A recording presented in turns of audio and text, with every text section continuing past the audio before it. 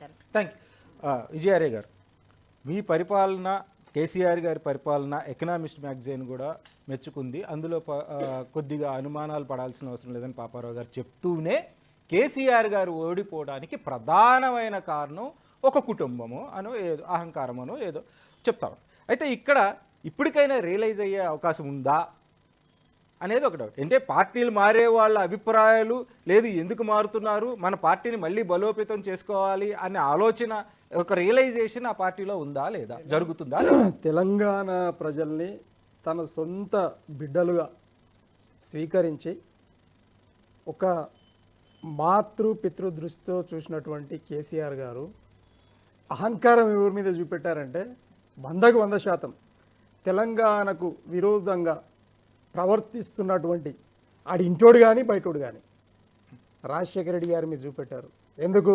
తెలంగాణ ఇస్తామని చెప్పి తెలంగాణను బూచి చెప్పి ప్రభుత్వంలోకి వచ్చినట్టు రాజశేఖర రెడ్డి గారు మోసం చేస్తే ఆయన మీద చూపెట్టాడు, పోరాటం చేసిండు. ఒక్కటి 100% ఆకారం చూపెడతాం. రెండవది, ఈరోజు చంద్రబాబు నాయుడు గారు నక్కజితులు చేసి మరి మొత్తం తెలంగాణ ప్రజలను మరి నానా తిప్పలు పెడతా ఉంటే చంద్రబాబు నాయుడు గారి మీద అహంకారం చూపెట్టారు. అది తెలంగాణ అహంకారం. ఈరోజు తెలంగాణ రోషం మీసం అంటే ఎవరయ్యా అని అంటే కేసీఆర్ గారే. అది ఒప్పుకోవాల్సిన అవసరం ఉంది. ఎందుకు ఒప్పరు? ఈరోజు కాంగ్రెస్ గురించి ఎప్పుడు తప్పు మాట్లాడలేదే, మరి ఎవరు మాట్లాడారు? మీరు ఈరోజు అడుగుతూ ఉంటే మీరు మొట్టమొదలు నేను కుర్చీ మీద కూర్చోగానే 6 గ్యారంటీల ఫైల్ మీద పెడుతున్నా, పైసలు డబ్బులు అకౌంట్లలో వేస్తున్నా, అంటే 1కి 2 ఇస్తా అని, 2కు 3 ఇస్తా అన్నది ఎవరు? 3కు 4 ఇస్తా అన్నది ఎవరు? రేవంత్ రెడ్డి గారే కదా అన్నారు కదా, మీరే అన్నారు కదా. ఆ ఇవ్వనందుకు గాను ఒక ప్రధాన ప్రతిపక్షంగా మరి అసెంబ్లీలో మమ్మల్ని కూర్చునబెట్టినప్పుడు మరి మేము అడగాల్సిన అవసరం ఉందా లేదా? మా బాధ్యత. మరి ఇవ్వనందుకు గాను అడిగినందుకు గాను మీరు మా మీద కక్షపూరితంగా మీరు ఈ విధమైనటువంటి మరి ప్రతీకారేచ్ఛతోటి మీరు మాట్లాడితే మీ మీద మా మీద ఎలాంటి కోపం లేదు. ఒకటి, రేవంత్ రెడ్డి గారి మొత్తం ఆయన నియమావళిని కానీ ఆయన వచ్చిన కాంగ్రెస్లోకి వచ్చి ముఖ్యమంత్రి అయిన తీరుని మీరు గమనిస్తే మీకు అర్థమవుతుంది. అంటే అక్కడ మనకు శత్రువు అయినటువంటి మోదీ గారు, అక్కడ మనకు శత్రువు అయినటువంటి చంద్రబాబు నాయుడు ఇద్దరితోటి కలిసిపోయి నీవు తెలంగాణను రాజకీయం చేస్తే తెలంగాణ ఆత్మగౌరవం, తెలంగాణ అస్తిత్వం దెబ్బతింటుంది, వాళ్ళు చెప్పినట్టు విని నువ్వు నడుస్తూ ఉన్నావు తప్పిస్తే నువ్వు ఒక తెలంగాణ బిడ్డగా నువ్వు ప్రవర్తిస్తలేవు అనేదే కోపం ఉందే తప్పిస్తే వేరేది లేదు. రెండవదండి, ఇప్పుడు తెలంగాణ ప్రజలు ఈరోజు ఏ స్థితిలో ఉన్నారో మీకు తెలుసా?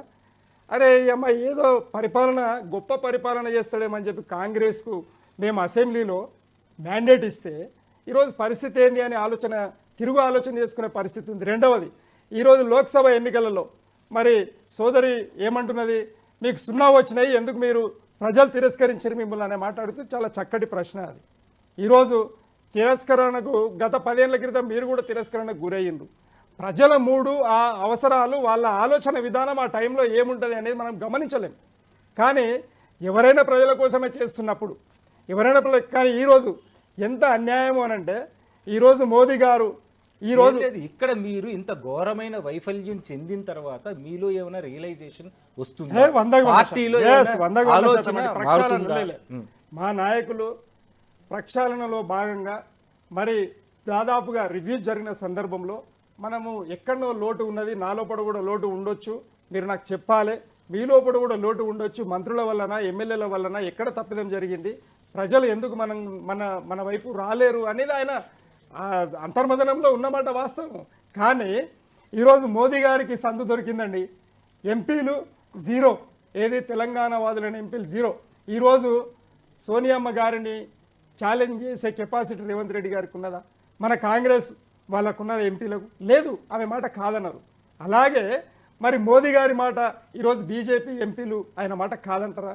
ఈరోజు చూడండి, ప్రపంచ బ్యాంకులో ₹1 తీసుకోకుండా మన బ్యాంకులలో ఆర్బీఐ మ్యాండేట్ ప్రకారంగా అన్ని అనుమతులు తీసుకొని మరి ఇన్ఫ్రాస్ట్రక్చర్ డెవలప్మెంట్ కోసం మాత్రమే ఆయన అప్పులు చేసిండు. ఒకటే నిమిషం. దాని తర్వాత ఈరోజు మరి కిషన్ రెడ్డి గారు మంత్రి అయిన తర్వాత ఈరోజు వేలమైన ఏది మన గనులను ఈరోజు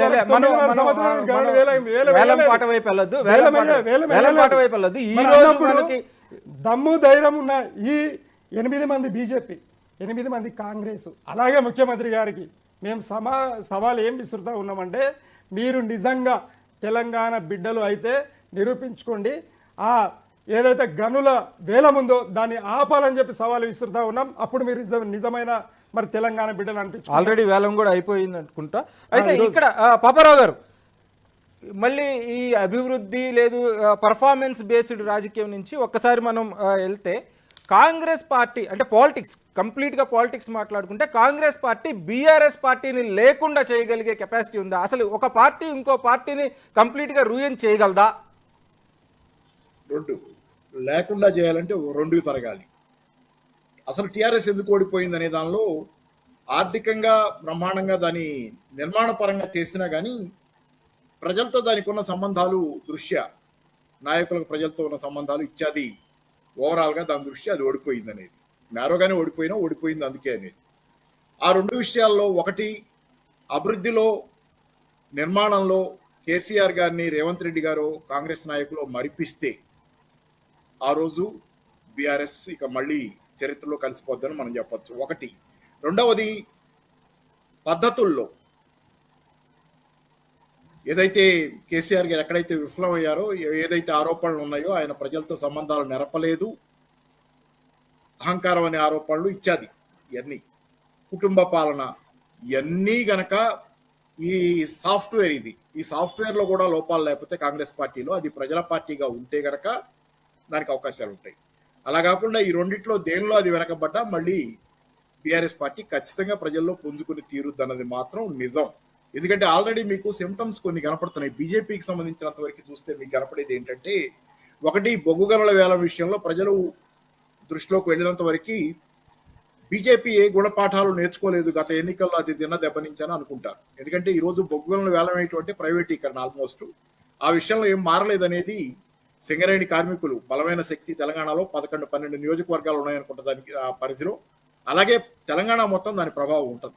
కాబట్టి వాళ్ళ దగ్గర నుంచి వీళ్ళంతా గుర్తిస్తారు బీజేపీ ఏం మారలేదు, ఈ వేలం అనేది దానికే ఇండికేటర్ అనేది. రెండోది, ఇక్కడ మీకు ఇంకోటి ఏంటంటే, నీట్ ఎగ్జామ్ ఏదైతే ఉందో దానిలో జరుగుతున్నటువంటి గొడవ, అల్లరి, దాని మీద సుప్రీంకోర్టు ఎన్డీఏని వీళ్ళని వివరణ అడగటం, ఇవన్నీ ఎక్కడి దాకా పోయినాయి అంటే, గతంలో చదువుకున్న యూత్లో కూడా చాలా మంది బీజేపీకి సపోర్ట్ ఉండేవాళ్ళు, వాళ్ళందరూ కూడా ఈరోజు దూరం అవుతున్నారు. కాబట్టి బీజేపీ మొన్న ఎన్నికల్లో 8 సీట్లు గెలిచి ఉండొచ్చు, కానీ గెలిచిన మరుక్షణం నుంచి కూడా అది అన్పాపులర్ అవటం కూడా ఆగటల్లా.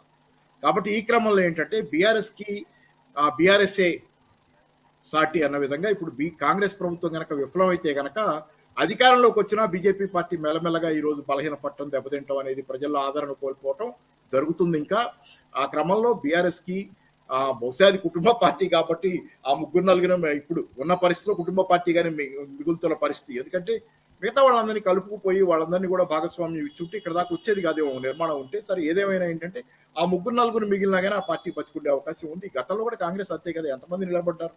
కాంగ్రెస్ కుటుంబ పార్టీ అంటే ఢిల్లీలో కుటుంబ పార్టీ అయినా, రాష్ట్రంలో కుటుంబ పార్టీ అంటే కుటుంబాలు ఉన్నాయి ఆ పార్టీలో కూడా, పెద్ద పెద్ద కుటుంబాలు డామినేట్ చేస్తున్న కుటుంబాలు ఉన్నాయి. కానీ కుటుంబ పార్టీగా కాకుండా చూసిన దాన్ని కొద్దిపాటి మందే నిలబడ్డారు. మొన్నటిదాకా నిలబడింది, ఫైట్ చేసింది కూడా కొద్దిపాటి మందే ఫైట్ చేశారు.